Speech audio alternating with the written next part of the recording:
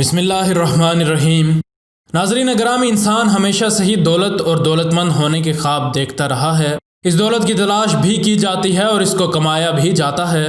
پھر اگر کسی شخص کو کوئی دفینہ مل جائے تو اس کو بغیر کچھ کیے زندگی کی ہر آسائش میسر ہو جائے۔ کچھ ایسی ہی کاوشوں میں بہت سے انسانوں نے بہت بڑے بڑے خزانے بھی جمع کیے اور پھر ان کو گنوا بھی بیٹھے۔ ایسے ہی خزانوں کو اکثر لوگ تلاش کیا کرتے ہیں کہ شاید قسمت ان پر مہربان ہو جائے۔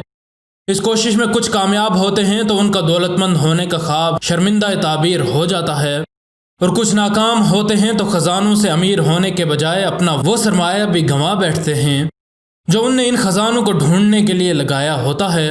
اس دنیا میں کچھ ایسے ہی خزانے ابھی بھی موجود ہیں جو ابھی تک کسی قسمت والے کا انتظار کر رہے ہیں کہ وہ آئے اور انہیں تلاش کر کے اپنی قسمت کو بدل لے۔ انہی کچھ خزانوں کے بارے میں آج ہم فیکٹیکل کے ناظرین کو بتائیں گے۔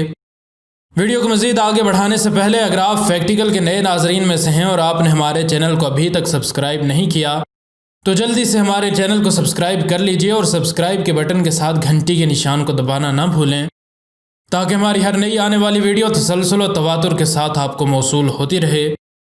ناظرین گرامی، ایک وسیع موضوع ہے، اس لیے اس کو ہم مختلف ویڈیوز میں آپ کے سامنے بیان کریں گے۔ نمبر 3، دی رینرز گینگ لوٹ۔ کچھ لوگ کہتے ہیں کہ رینرز بہترین فوجی تھے جو بہترین مقاصد کے لیے لڑا کرتے تھے، اور کچھ کہتے ہیں کہ وہ ظالم و جابر لٹیرے تھے۔ ان کا مقصد جو بھی تھا، لیکن حقیقت یہی ہے کہ ان نے امریکہ کے علاقے کولوراڈو میں 1864 کے عرصے میں بہت سے مسافروں کو لوٹا تھا، اور انہیں جو کچھ بھی لوٹا تھا آج بھی وہ ماؤنٹ لوگن کے قرب و جوار میں موجود ہے۔ ان لٹیروں کے گروپ کا لیڈر جان رینرز 1877 میں فوت ہوا، اور فوت ہونے سے پہلے اس نے اپنے دوست کو اس مقام کا پتہ بتایا جہاں اس نے سونے کو چھپایا تھا۔ اس نے کچھ اس انداز میں بتایا کہ جنیوا گلش کے آخر میں تمہیں دائیں طرف مڑنا ہے اور پہاڑ کے ساتھ ساتھ چلتے ہوئے تمہیں ڈیئر کریک تک پہنچنا ہے، اور وہاں تمہیں ایک پرانی کان میں سونا دفن ہوا ملے گا۔ اس نے یہ بھی کہا کہ اس کان کا مہانہ بند کیا جا چکا ہے، اور تم وہاں جاؤ گے تو تمہیں ایک درخت ملے گا جس کے تنے میں کسائی کا ایک بڑا چھرا پھنسا ہوا نظر آئے گا۔ وہ چھرا جس سمت مڑا ہوگا اس سمت ہی اس کان کا مہانہ ہے۔ یہ تمام نقشہ بالکل آسان فہم ہے، لیکن اس ڈاکو کے دوست کو وہ خزانہ نہ مل سکا کیونکہ اس کے مطابق یا تو جنگل کی آگ نے راستے کو تبدیل کر دیا تھا یا پھر کسی لینڈ سلائیڈ کی وجہ سے راستے کا نقشہ بدل گیا ہے، اور آج تک یہ خزانہ کہیں دفن ہی ہے۔ نمبر 2، سونے سے بھرا ایک بہت بڑا ڈبہ لیک مشیگن کی تہہ میں کہیں موجود ہے۔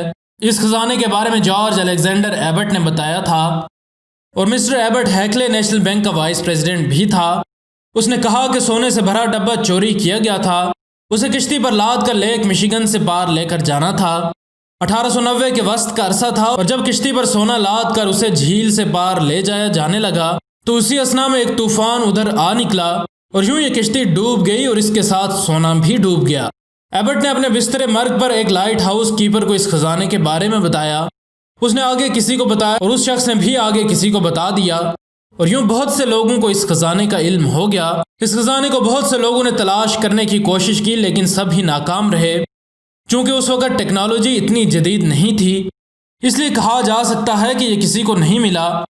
موجودہ زمانے میں ٹیکنالوجی کو استعمال کرتے ہوئے کیون ڈیکسٹرا اور فریڈرک منرو نے غوطہ خوری کے ذریعے اس خزانے کی خوب کھوج کی، اور 2014 میں ان غوطہ خوروں کو کچھ ظاہری کامیابی بھی ملی جب انہوں نے ایک ڈوبی ہوئی کشتی کا ملبہ کھوج نکالا، لیکن ماہرین نے انکار کر دیا کہ یہ وہ کشتی نہیں ہے، اور تاحال یہ خزانہ مشیگن جھیل میں کہیں موجود ہے۔ نمبر 1، 20ویں صدی کے دوران لوگوں نے یہودیوں کی بہت سی تصانیف دریافت کیں۔ ان تصانیف کو بحیرہ مردار سے نکالا گیا، اور ان تصانیف میں سے 3Q15 نامی تحریر خزانوں کو کھوجنے والوں کی توجہ کا مرکز بنی رہی۔ یہ تحریر واحد تحریر تھی جو کہ تانبے پر لکھی گئی تھی۔ یہ کوئی مذہبی تحریر نہیں تھی، بلکہ اس پر 64 جگہوں کی نشاندہی کی گئی تھی جہاں پر بہت بڑی مقدار میں سونا، چاندی اور مختلف قسم کے قیمتی پتھر چھپائے گئے تھے، اور ان تمام خزائن کی کل قیمت بلینز میں بتائی جاتی ہے۔ جہاں تک ہمیں معلوم ہے ان تمام خزانوں میں سے کوئی بھی خزانہ آج تک نہیں ڈھونڈا جا سکا ہے۔ کچھ لوگوں کا ماننا ہے کہ اہل روم کو اس خزانے کا پتہ چل گیا تھا، اور انہوں نے یہودیوں اور رومیوں کے درمیان لڑی جانے والی جنگ کے دوران ان خزانوں کو کھود نکالا تھا۔ ایک تاریخ دان رابرٹ آئزمین نے کہا ہے کہ یہودیوں کے ٹیمپلر نائٹس نے پہلی صلیبی جنگ کے دوران ان خزانوں کو ڈھونڈ نکالا تھا، جبکہ بہت سے تاریخ دان اس بات سے اتفاق نہیں کرتے۔ تانبے پر لکھی گئی یہ تحریر کچھ اس طرح لکھی گئی ہے کہ اس کو سمجھنا بالکل مشکل ہے۔ اس کو بس وہی سمجھ سکتا ہے جس کو اس علاقے کا بہت زیادہ علم ہو جس کے بارے میں یہ تحریر لکھی گئی۔ مثال کے طور پر اس تحریر میں لکھا گیا ہے کہ خزانہ ایک گٹر میں ہے جو کہ ایک ٹینک کی تہہ میں موجود ہے۔ پھر ایک جگہ لکھا گیا ہے کہ ایک خزانہ قبرستان میں موجود قبروں کی تیسری قطار میں موجود ہے اور آج تک یہ خزانہ بھی دریافت نہیں ہو سکا ہے۔ ویڈیو پسند آنے کی صورت میں لائک اور شیئر ضرور کریں، اور اگر آپ ایسی ہی معلوماتی ویڈیوز دیکھتے رہنا چاہتے ہیں تو ہمارے چینل کو سبسکرائب کر لیں اور سبسکرائب کے بٹن کے ساتھ گھنٹی کے نشان کو دبانا نہ بھولیں تاکہ ہماری ہر نئی آنے والی ویڈیو تسلسل و تواتر کے ساتھ آپ کو موصول ہوتی رہے۔ ہم ملتے ہیں آپ سے اگلی ویڈیو میں، تب تک کے لیے اپنا اور اپنے دوستوں رشتہ داروں کا بہت سا خیال رکھیے گا۔ فی امان اللہ۔